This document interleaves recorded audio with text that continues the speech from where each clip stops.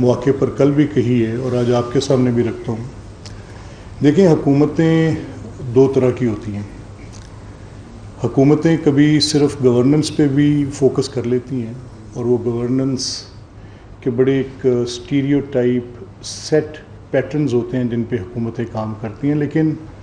وہ لیڈرشپ جو social reformer کے طور پہ کام کرے. اور میں اس کو سبسٹینشیٹ ایسے کرتا ہوں کہ دیکھیں، ہمارا جو پنجاب کا ابھی، کیونکہ میں دیہات کا رہنے والا آدمی ہوں اور میں روز اپنے دیہات میں جب جاتا ہوں تو مجھے پہلے ایسے لگتا تھا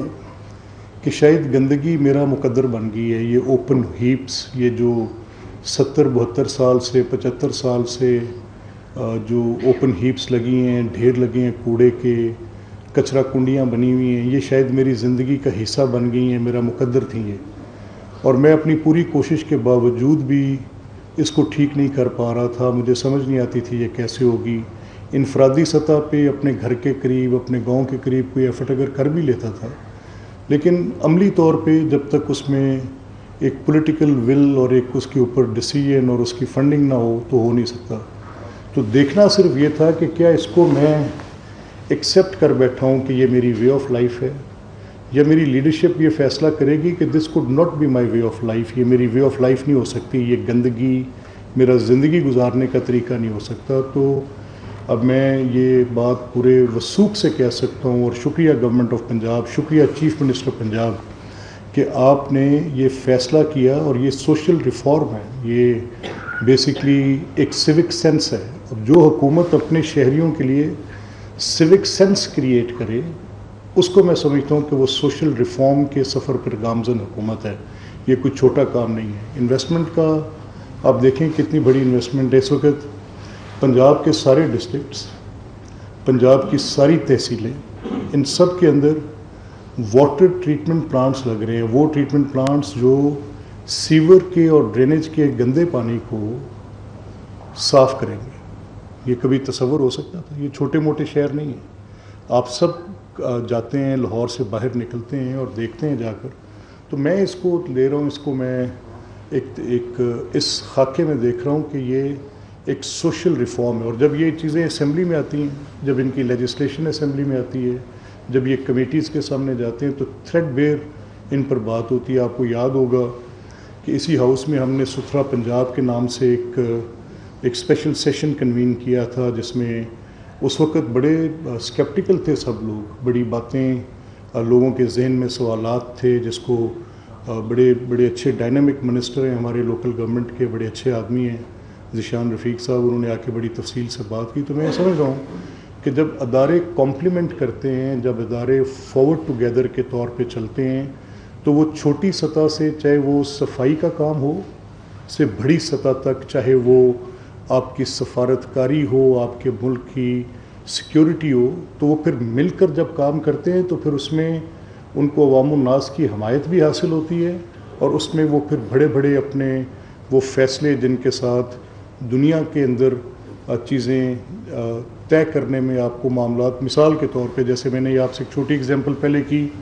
کہ جب یہ پوری آپ کی ایگزیکٹو آرم، آپ کی پوری لیجسلیٹو آرم، آپ کی گورنمنٹ، یہ سارے پورے تب مل کے کام کرتے ہیں، تو وہ چیزیں جو مجھے میری وے آف لائف پر سوالیہ نشان اٹھا رہے تھے، جب آپ بڑے کاموں میں جاتے ہیں، لیٹ سے کہ آپ کی ڈپلومیسی ہے دنیا کے ساتھ. تو ہمارے سامنے ریسنٹ پاسٹ میں 1 سال پہلے کی بات ہے، آپ کے مشاہدے میں ہوگی ساری بات، آپ کی یادداشت میں ہوگی، آپ کے حافظے میں ہوگی. مئی کا مہینہ تھا، اتفاق سے آج ہم مئی میں بیٹھے ہیں تو اس پہ بات کرنا بھی ضروری ہے. اور بنیان المرصوص کے اس مار کے حق کے حوالے سے میں تو یہ جانتا ہوں اور یہ چاہتا ہوں اور میری کوشش ہے، اور اسمبلی میں ہم ایک اسپیشل سیشن، آج کی ہماری پریس ٹاک کا بنیادی مدعا بھی یہی تھا، ایک اسپیشل سیشن بھی کنوین کریں گے. تو میں یہ کہنا چاہ رہا تھا کہ آپ کو یاد ہوگا کہ لاسٹ ایئر 2 مئی کو، 1 مئی کو، اور اس سے پہلے 29 اپریل کو ہندوستان میں ایک، ان تاریخوں کا ذکر میں نے اس لیے کیا کہ جب وہ پہلگام کا واقعہ ہندوستان میں پیش آیا تو ایک لمحے کے تامل کے بغیر ہندوستان نے اس واقعہ کے بعد پاکستان پر فنگر پوائنٹ کر دی کہ اس ٹیررزم کے ایکٹ کے پیچھے پاکستان کی گورنمنٹ ہے. بڑی حیرانگی ہوئی کہ جب آپ کوئی اس طرح کا الزام لگاتے ہیں تو پھر کوئی آپ سبسٹینشیٹ کرتے ہیں کہ کیسے آپ کے پاس کیا انٹیلیجنس ہے، کیا ایویڈنس ہے، یا آپ تو اپنی انٹیلیجنس شیئر کریں، دنیا کے ساتھ بتائیں کہ اس بنیاد پر ہم یہ الزام لگا رہے ہیں، یا آپ کے پاس کوئی کانکریٹ ایویڈنس ہے جو آپ دنیا کے سامنے لے کر آئیں۔ اور آج کے دور میں جب ہر چیز آپ کو سبسٹینشیٹ کرنی پڑتی ہے تو اس میں اگر آپ کے پاس ایویڈنس ہے تو نو بڈی ول ہائڈ دیٹ ایویڈنس، عقل تو اسی بات کو تسلیم کرتی تھی۔ تو جب ہم نے دیکھا کہ بالکل ایک فریولس ایلیگیشن پر ایک پوری کیمپین کھڑی کر دی گئی ہے، اور اس کیمپین کے اندر ایک پورا یہ الزام لگا دیا ہے کہ جی پہلگام میں دہشت گردی پاکستان نے کی ہے، اور اب ہم پاکستان کی سوورینٹی بریچ کریں گے، پاکستان کے اوپر ہم حملہ کریں گے، پاکستان میں کراس بارڈر سرجیکل سٹرائک کریں گے، اور وہاں پر جو دہشت گردی کے اڈے ہیں ان کو ہم ختم کریں گے۔ یہ پوزیشن انڈین گورنمنٹ نے لینی شروع کی، آپ کو یاد ہوگا، اور 2 تاریخ تک بڑا بلڈ اپ بن گیا۔ وہ پھر یکدم رات کے ایک پہر میں انہوں نے وہ بلسٹک میزائلز فائر کیے جو ہمارے بھاولپور میں اور ہمارے مرید کے 2 پوائنٹس پہ مساجد میں مارے، جہاں پر لوگ بے گناہ مساجد کے خدام اور خواتین اور بچے جن کا کسی دہشت گرد تنظیم سے کوئی تعلق نہیں تھا، وہاں پر کوئی ٹریننگ کیمپس نہیں تھے، کوئی ایسی چیز نہیں تھی، وہاں پر آ کے مارے۔ اور ہماری حکومت بار بار یہ اصرار کرتی رہی کہ یہ بالکل آپ کی بے بنیاد الزام تراشی ہے، اور اگر آپ کے اس بات میں کوئی کنٹینٹ ہے، کوئی سبسٹنس ہے، کوئی ایویڈنس ہے، کوئی انفو ہے، کچھ بھی ہے، ہمارے ساتھ شیئر کریں۔ آپ ہمارے سے شیئر نہیں کرتے تو آپ کسی تیسرے فریق سے اس کی تحقیق کروا لیں، تصدیق کروا لیں۔ آپ کے پاس کچھ بھی ہے آپ کسی تیسرے فریق کو دے دیں، کوئی باڈی کر لے، کوئی کثیر الجماعتی باڈی کر لے، کثیر الممالک باڈی کر لے، کوئی ایسی باڈی، کوئی آرگنائزیشن جس میں اب بہت سارے ممالک حصے دار ہوتے ہیں جیسے یونائٹڈ نیشنز ہوتے ہیں، کوئی تیسرا ملک کر لے جس پر آپ کا اعتماد ہے، وہ کر لے۔ اب یہ ایک بہت بڑی پوزیشن تھی جو حکومت پاکستان نے، شہباز شریف صاحب نے، جناب وزیر اعظم پاکستان نے ایک بہت بڑی پوزیشن لی، اور پوزیشن یہ لی کہ یہ اس میں اب آپ اس کی انویسٹیگیشن کریں اور آپ کسی تیسرے فریق سے کرائیں، یعنی میں آپ کے دیے ایویڈنس کو ریفیوٹ کروں گا، آپ ایک ایویڈنس ایسا دیں گے جس سے میں ایگری نہیں کروں گا، آپ کی اور میری دونوں کی پوزیشنز ڈفرینٹ ہوں گی، تو لیٹ اے تھرڈ پرسن، 2 فریقین میں تنازع ہے تو کسی تیسرے کو دونوں فریقین کے تنازع کو دیکھنے میں کہ غلطی پر کون ہے، کس نے یہ جرم کیا ہے، کس نے یہ دہشت گردی کی واردات کی ہے، کس نے یہ زیادتی کی ہے، تو کسی تیسرے فریق پر آپ یہ معاملہ ڈال دیں اور اس کو ایسے دیکھیں۔ اس پر کوئی رسپانس نہیں آیا۔ جب رسپانس نہیں آیا، ایک اٹیک کر دیا، اور جب یہ اٹیک ہو گیا تو گورنمنٹ آف پاکستان نے اس کے بعد دنیا کے ممالک کے ساتھ رابطہ کیا۔ ہمارے وزیر اعظم صاحب نے، ہمارے وزیر خارجہ صاحب نے، وردی فیلڈ مارشل نے دنیا کے ممالک کے ساتھ رابطہ کیا، اور رابطہ کر کے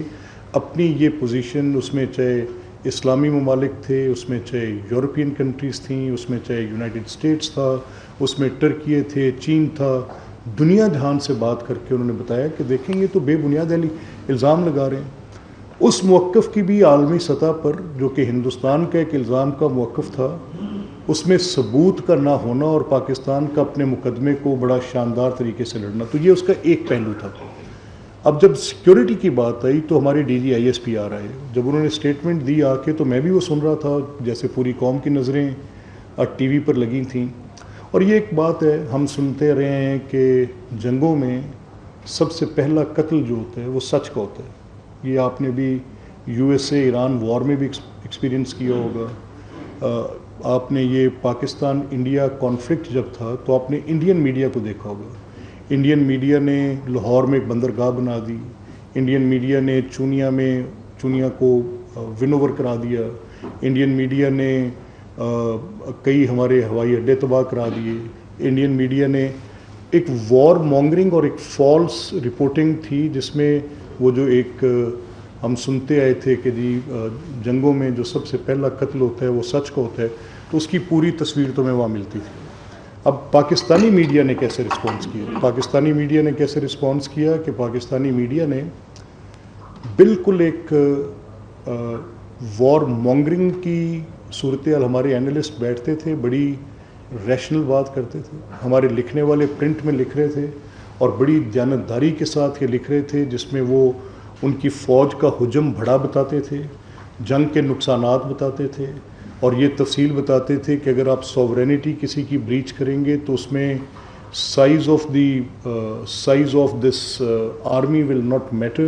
یہ تو پھر جنگ کا نقصان ہوگا، نیوکلیر ممالک کے درمیان جنگ کس طرح کے نتائج دے سکتی ہے، اس پر بات کرتے تھے۔ وار مانگرنگ نہیں تھی، یہ میں پوری ذمہ داری سے کہہ سکتا ہوں۔ تو پھر جب آپ کی میڈیا، آپ کی گورنمنٹ یہ جب اس طرح کا رسپانسبل بیہیویئر دے رہی تھی، تو جب میجر جنرل احمد شریف چودھری اپنی پریس کانفرنس ہمارے DDISPR کر رہے تھے تو میں بھی سن رہا تھا، تو انہوں نے ایک بڑی لاؤڈ سٹیٹمنٹ دی، بہت ہی لاؤڈ سٹیٹمنٹ۔ مجھے یاد ہے غالباً یہ پاکستان پر حملے کے بعد 5-6 تاریخ کی درمیانی رات تھی یا 7 تاریخ تھی، تو اس پہ انہوں نے کہا کہ دیکھیں یہ حملہ تو اب آپ نے کر دی ہے، بے بنیاد الزام کے ساتھ کیا ہے، ایسے اقدام پر کیا ہے جس کے ساتھ پاکستان کا تعلق کوئی نہیں، پہلگام واقعے میں پاکستان کا کوئی تعلق واسطہ نہیں آئے۔ دیکھیں نا آج 1 سال گزر گئے، 1 سال کے گزرنے کے بعد بھی ابھی تک کوئی ایویڈنس ایسا جو کہیں پر شیئر کیا